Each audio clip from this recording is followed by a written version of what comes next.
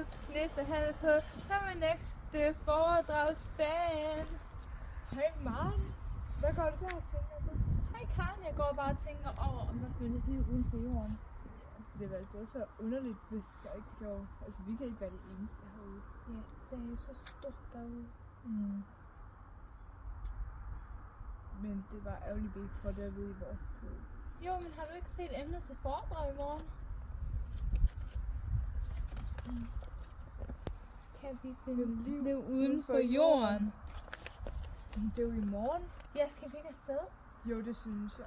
Og kaffen er så god, den er jo også på menu. Ja, og den kage eleverne bager. Ja.